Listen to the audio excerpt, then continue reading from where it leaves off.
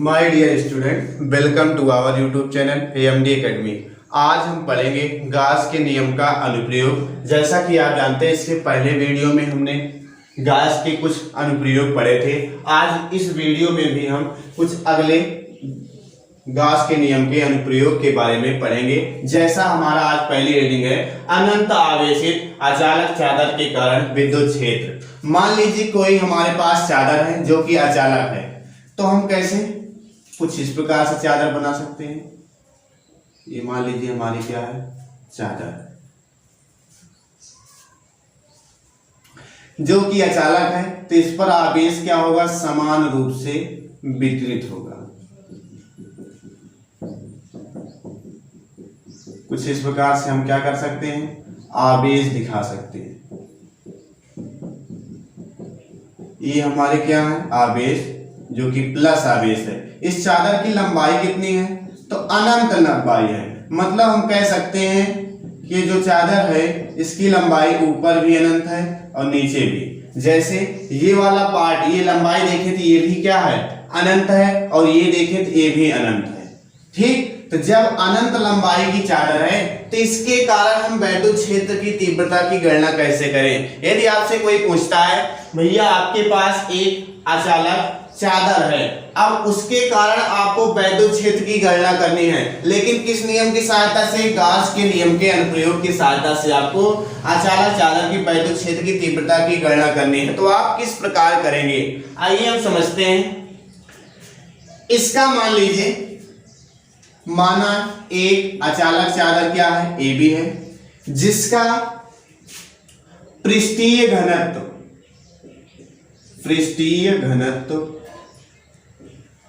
Sigma है।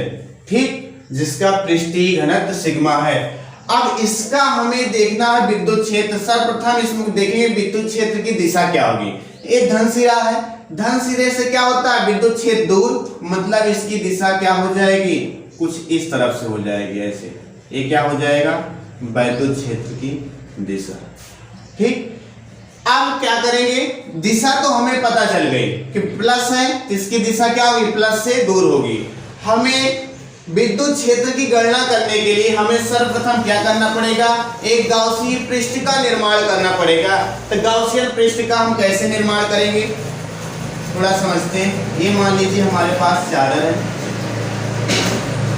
जिस पर आवेश क्या है, प्लस प्लस प्लस।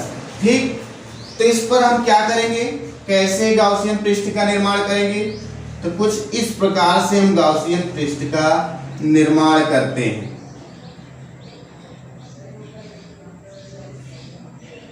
ठीक, जैसा कि ये चित्र में दर्शा दिए, तो कुछ इस प्रकार से आपकी क्या होगी चादर। ये मान लीजिए इसका ये वाला पार्ट है, और ये वाला पार्ट मान लीजिए कुछ इस प्रकार से ये वाला पार्ट है। ठीक, तो ये हमारा क्या हो गया, गाउसियन पृष्ठ। तो गाउसियन पृष्ठ से हमें गुजरने वाला फ्लक्स चाहिए। ठीक, तो सर्वप्रथम यहां पर हम देख रहे हैं, एक इसका वक्राकार भाग ये, एक इसका वक्राकार भाग ये वाला समतल पार्ट, ये क्या हो जाएगा, बेलनाकार पार्ट, ये क्या हो जाएगा, बेलनाकार पार्ट। मतलब दो बेलनाकार पार्ट या वक्राकार पार्ट और दो समतल आपको दिखाई दे रहे हैं। इन चारों के द्वारा गुजरने वाले वैद्युत फ्लक्स की हमें गणना करनी पड़ेगी। तो सर्वप्रथम देखते हैं, इसके कारण इस पर वैद्युत क्षेत्र की दिशा क्या हो जाएगी, कुछ इस तरफ हो जाएगी, ऐसे। इसके कारण इस पर वैद्युत क्षेत्र की दिशा कुछ इस तरह हो जाएगी। यदि इस पर हम अल्पांश भाग लेते हैं, यहां पर हम थोड़ा सा अल्पांश भाग लें, तो वैद्युत क्षेत्र की दिशा इस तरफ है, और इसका पृष्ठीय क्षेत्रफल मतलब क्षेत्रफल सदिश क्या हो जाएगा, कुछ ऊपर की ओर, और दोनों के बीच कोण कितना बनेगा, 90 अंश। यहां पर यदि हम अल्पांश भाग लें, यहां पर यदि अल्पांश भाग लेंगे, तो वैद्युत क्षेत्र की दिशा क्या हो जाएगी, इस तरफ है, पृष्ठीय क्षेत्रफल कुछ इस तरह हो जाएगा। यहां पर लेंगे तो इसका पृष्ठीय क्षेत्रफल क्या हो जाएगा, क्षेत्रफल सदिश कुछ इस तरफ। यहां पर यदि कोई अल्पांश लेंगे तो इसका क्षेत्रफल सदिश क्या हो जाएगा, इस तरफ। तो इस प्रकार सर्वप्रथम इसका हम निकालते हैं, फिर इसका, ये हमारा थर्ड पॉइंट हो जाएगा, ये फोर्थ पॉइंट। ठीक, तो इस चादर से गुजरने वाला कुल फ्लक्स कैसे गणना करेंगे, तो परिभाषा के द्वारा। सर्वप्रथम हम क्या करते हैं, परिभाषा से निकालते हैं। तो परिभाषा से क्या होगा, कुल फ्लक्स जो होता है किसके बराबर होगा, मान लीजिए इस क्या है φ1, ये क्या है φ2, ये क्या है φ3 और ये क्या है φ4। यदि हम अपना कॉमन सेंस लगाएं तो ये इसमें क्या दिखाई दे रहा है, ये बेलनाकार वाले पार्ट से, मतलब इस वाले पार्ट से क्या वैद्युत बल रेखाएं गुजरेंगी। आपका जो पार्ट ऐसा हो जाता है कुछ इस प्रकार से, ये ऐसे मान लीजिए एक पृष्ठ है आपके पास, कुछ इस प्रकार से आपके पास पृष्ठ है, तो क्या इससे वैद्युत बल रेखाएं गुजरेंगी, वैद्युत बल रेखाएं ऐसे ऊपर से पार हो जाएंगी, ऊपर नीचे से पार हो जाएंगी, मतलब इस पृष्ठ से वैद्युत बल रेखाएं नहीं गुजरेंगी। लेकिन आपका पृष्ठ कुछ ऐसे हो जाए जैसे कि ये समतल है, तो ऐसे हो जाएगा तो वैद्युत बल रेखाएं आएंगी जिससे क्या होंगी, गुजरेंगी। तो हम कह सकते हैं कि इस जो आपके पास है वक्राकार पार्ट या 1 और 3 में इससे वैद्युत बल रेखाएं नहीं गुजरेंगी। लेकिन हम कैसे इसमें निरूपित करेंगे, तो हम कह सकते हैं ये वाला कोण क्या है, ये वैद्युत क्षेत्र है, ये क्या है इसका क्षेत्रफल सदिश है, इनके बीच कोण कितना है 90 अंश। यहां पर कह सकते हैं ये क्या हो जाएगा इसका क्षेत्रफल सदिश, ये इसका क्या हो जाएगा वैद्युत क्षेत्र, कोण कितने अंश का 90 अंश का, और यहाँ पर कोण कितना 0 अंश। तो हम यहां पर लिख सकते हैं φ1 बराबर क्या हो जाएगा, close integral E ds cos theta plus यहाँ φ2 बराबर ये क्या हो जाएगा 1 के लिए, ये 2 के लिए क्या हो जाएगा E ds cos थीटा, ये 3 के लिए क्या हो जाएगा E ds cos थीटा, और इसके लिए क्या लिख सकते हैं close integral E ds cos theta. यहां तक तो सब सेम है, ठीक। अब क्या देखेंगे पहले वाले के लिए, पहले वाला पार्ट ये है, कोण कितने अंश का बन रहा है 90 अंश का, मतलब इस बेलनाकार वाले पार्ट में या हम कहते हैं इस वक्र में कोण कितने अंश का प्राप्त हो रहा है हमें 90 अंश का। तो हम यहां पर पहले में लिख देंगे E ds cos क्या हो जाएगा 90 अंश। दूसरे वाले पार्ट में हमें क्या दिखाई दे रहा है कि ये हमारा तो क्लोज इंटीग्रल ऐसे ही रहेगा, E रहेगा ds, अब cos कोण कितने अंश का होगा, ये विद्युत क्षेत्र की दिशा और ये इसका क्षेत्रफल सदिश दोनों एक दूसरे के क्या हो जाएंगे, दोनों के बीच कोण कितना होगा, तो हम कह सकते हैं 0 अंश का, ठीक। यहां तक कोई समस्या नहीं है ना। इसके बाद हम देखेंगे तीसरे पार्ट पर, तीसरा पार्ट देखेंगे तो हमारा क्या है क्लोज इंटीग्रल E ds, अब कोण कितने होगा तीसरे पार्ट पर, ये इसका क्षेत्रफल सदिश, ये इसका वैद्युत क्षेत्र, कोण कितने अंश का 90 अंश का, तो यहां लिख देंगे क्या cos 90, और यहां पर लिख देंगे क्या चौथा पार्ट क्या हो जाएगा E ds। इस चौथे पार्ट में हम क्या कह सकते हैं दोनों के बीच कोण कितना है 0 अंश का। तो कुछ इस प्रकार से हमारा व्यंजक प्राप्त हो जाएगा, ये क्या हो जाएगा गुजरने वाला फ्लक्स हो जाएगा। तो यहां पर सॉल्व करें तो ये क्या हो जाएगा 1 E ds cos 90 अंश की वैल्यू 0, ये क्या हो जाएगा E ds cos 0 अंश की वैल्यू 1, मतलब इतना ही आ जाएगा। और यहां पर देखेंगे कितना E ds cos 90 अंश की वैल्यू 0, फिर अगला part close integral 4 E ds cos 0 अंश की वैल्यू 1, मतलब यहां हम कह सकते हैं कुछ इस प्रकार से हमें प्राप्त हो जाएगा। इसे थोड़ा सा हम ऊपर लिखते हैं, इसे ऊपर वाले पार्ट को हम यदि रफ करें तो क्या होगा, फिर आगे देखते हैं।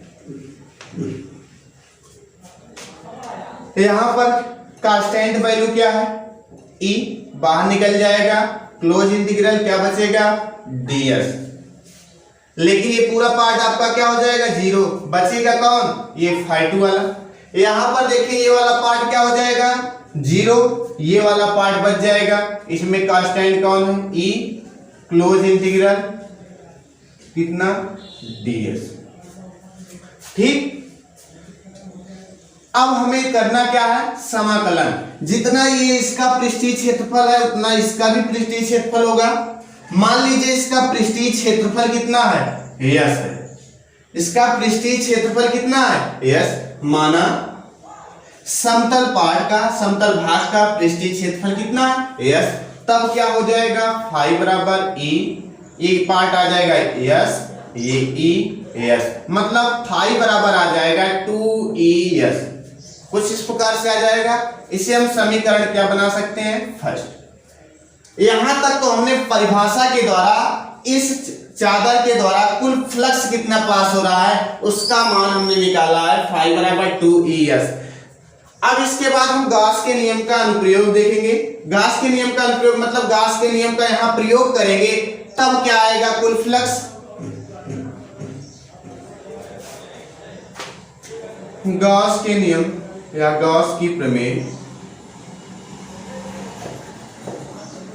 से क्या होगा, फाई बराबर sigma Q upon epsilon not. अब सिग्मा क्यू की वैल्यू कैसे निकालेंगे, क्योंकि चादर आपकी क्या अनंत है, तो कैसे निकालेंगे, इसका हम जानते हैं पृष्ठीय क्षेत्रफल कितना है, यस, और इसका घनत्व कितना है, पृष्ठीय घनत्व कितना है, सिग्मा है। तो हम जानते हैं फार्मूला होता है क्या, यहां लिख देते हैं, पृष्ठीय घनत्व बराबर होता है, पृष्ठीय घनत्व बराबर आवेश बटे क्षेत्रफल, पृष्ठीय क्षेत्रफल। पृष्ठीय घनत्व क्या होता है, तो हम कह सकते हैं एकांक क्षेत्रफल पर उपस्थित आवेश क्या होता है, पृष्ठीय घनत्व कहलाता है। तो पृष्ठीय घनत्व को हम सिग्मा से दर्शाते हैं, इसे क्या कहते हैं, क्यू, और ये हमें दिया गया है यस, मतलब क्यू की वैल्यू जो होगी सिग्मा यस हो जाएगा, ठीक। तो इसका कुल आवेश कितना होगा, सिग्मा इंटू यस होगा। तो हम क्या लिख सकते हैं यहाँ, फाई बराबर इसके स्थान पर sigma into yes upon epsilon not. कहां से आया, तो हम लिख सकते हैं सिग्मा जो क्यू जो होगा वह किसके बराबर होगा, सिग्मा इंटू यस। तो यह हमारा क्या हो जाएगा, समीकरण 2। कोई समस्या है यहाँ पर, तो हमने कुछ इस प्रकार से वैल्यू प्राप्त किए। अब इसके बाद हम क्या कर सकते हैं, समीकरण 1 और 2 से, समीकरण 1 और 2 से, 1 और 2 से देखेंगे तो दोनों फाई की वैल्यू है, क्योंकि गुजरने वाला फ्लक्स तो समान ही होगा, मतलब ये दोनों वैल्यू क्या होंगी, इक्वल। तो क्या आ जाएगा, कुछ इस प्रकार से आपकी क्या आ जाएगी वैल्यू, ठीक। अब यहां से हमें क्या निकालना है, विद्युत क्षेत्र। तो विद्युत क्षेत्र की वैल्यू कैसे निकालेंगे, ये यस से यस कैंसिल हो जाएगा, बचेगा क्या, ई बराबर सिग्मा अपान एप्सिलॉन नॉट, और ये क्या बचेगा 2। तो कुछ इस प्रकार से क्या आ जाएगा, विद्युत क्षेत्र, मतलब हम कह सकते हैं विद्युत क्षेत्र बराबर सिग्मा अपान 2 एप्सिलॉन नॉट ये होता है। तो इस प्रकार हमने देखा कोई अनंत आवेशित अचालक चादर है तो उसके कारण जो विद्युत क्षेत्र उत्पन्न होता है वह किस प्रकार का होता है, तो कुछ इस प्रकार से उसकी वैल्यू आ जाती है। अनंत आवेशित चालक चादर के कारण विद्युत क्षेत्र कैसे निकालते हैं, यदि आपसे कोई पूछ लिया जाए कोई अनंत लंबाई की आवेशित चादर है उसका हम विद्युत क्षेत्र की गणना कैसे करें, तो आइए इसे सीखते हैं। मान लीजिए हमारे पास एक चादर कुछ इस प्रकार की जो कि क्या है, चालक है। जब चालक होता है तो उस पर यदि आवेश दिया जाता है तो उसके बाह्य पृष्ठ पर यह आवेश समान रूप से फैल जाता है, कुछ इस प्रकार से, ठीक। चालक है तो आवेश जो दिया जाता है तो वह आवेश इसके बाह्य पृष्ठ पर समान रूप से वितरित हो जाता है, जबकि यदि यह अचालक चादर होती तो आवेश क्या होता, इसके समान आयतन पर, इसके आयतन पर समान रूप से वितरित हो जाता। तो इस चादर में हम क्या देख रहे हैं, इसके एक पृष्ठ पर तो है आवेश, इसके एक पृष्ठ पर आवेश है, लेकिन इस चादर के जो अंदर है, अंदर वाला पृष्ठ है, उस पर आवेश की संख्या क्या है, आवेश क्या है, शून्य है। आवेश शून्य होने के कारण क्या होगा, वैद्युत क्षेत्र की तीव्रता भी क्या होगी, शून्य। तो इस कारण हम इस प्लेट को, मतलब इस चादर को हम क्या मान सकते हैं, कुछ इस प्रकार से कह सकते हैं। इस प्रकार से कैसे कह सकते हैं कि ये हमारा एक पहली चादर थी, ये क्या है, इसके बाह्य पृष्ठ है, और बीच में आवेश क्या है, शून्य है। तो जब इसके बीच में आवेश शून्य होने के कारण हम इसे क्या कह सकते हैं, फर्स्ट प्लेट, इसे सेकेंड प्लेट कह सकते हैं ना, क्योंकि बीच में तो पार्ट शून्य है आवेश। तो अब इसके बाद हम क्या करेंगे, प्रथम प्लेट के कारण विद्युत क्षेत्र की तीव्रता और द्वितीय प्लेट के कारण विद्युत क्षेत्र की तीव्रता की गणना हम आसानी से कर सकते हैं। कैसे? मान लीजिए ये हमारा एक पॉइंट P है, इसके केंद्र से बीच की दूरी क्या है? R। P बिंदु पर हमें क्या निकालनी है? विद्युत क्षेत्र की तीव्रता। तो लिखेंगे P बिंदु पर विद्युत क्षेत्र की तीव्रता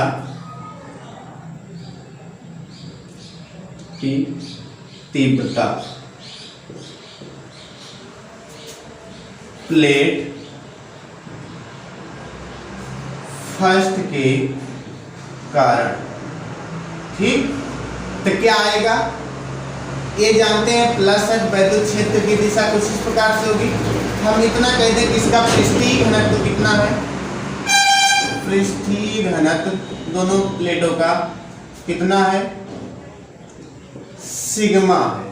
तो क्या आ जाएगा? विद्युत क्षेत्र की तीव्रता E1 मानते हैं पहले प्लेट के लिए, तो क्या आ जाएगा? Sigma upon 2 epsilon not. इसी प्रकार द्वितीय प्लेट के निकालें।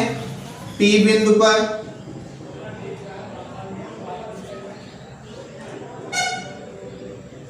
विद्युत क्षेत्र की तीव्रता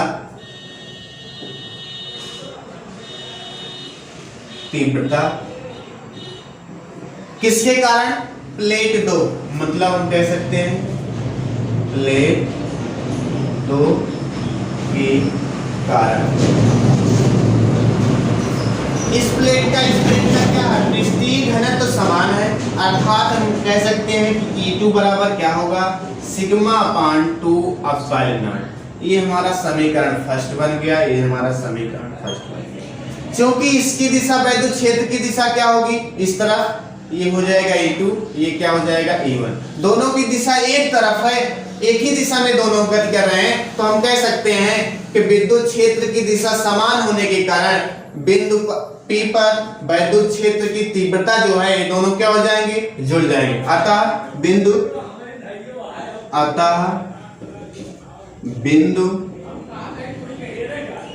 P पर कुल, या कह सकते हैं नेट विद्युत क्षेत्र की तीव्रता कैसे निकालेंगे? तो कह सकते हैं E बराबर कितना हो जाएगा? E1 plus E2। क्यों? क्योंकि इन दोनों प्लेट की विद्युत क्षेत्र की दिशा क्या है? समान है, और समान होने के कारण ये दोनों जुड़ जाएंगे, और जुड़ेंगे तो क्या हो जाएगा? यहां पर लिख सकते हैं E1 प्लस E2। E1 की वैल्यू कितनी है? Sigma upon 2 epsilon not. E2 की value sigma upon 2 epsilon not. जुड़ेंगे क्या हो जाएगा? इनका डिनोमिनेटर सेम है, तो न्यूमरेटर क्या हो जाएगा? जुड़ जाएगा।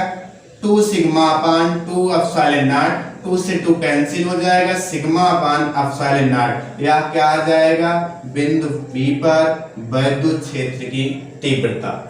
यदि इनका हम ग्राफ खींचे, किसके पद में? विद्युत क्षेत्र की तीव्रता के पद में, और क्या? पृष्ठीय घनत्व के बीच में। तो ग्राफ कैसा होगा? यहाँ पर हम ग्राफ की चर्चा कर देते हैं। ये हमारा क्या है? विद्युत क्षेत्र। ये क्या है? सिग्मा। तो हम देख रहे हैं E क्या है? E प्रोपोर्शनल किसके है? सिग्मा के।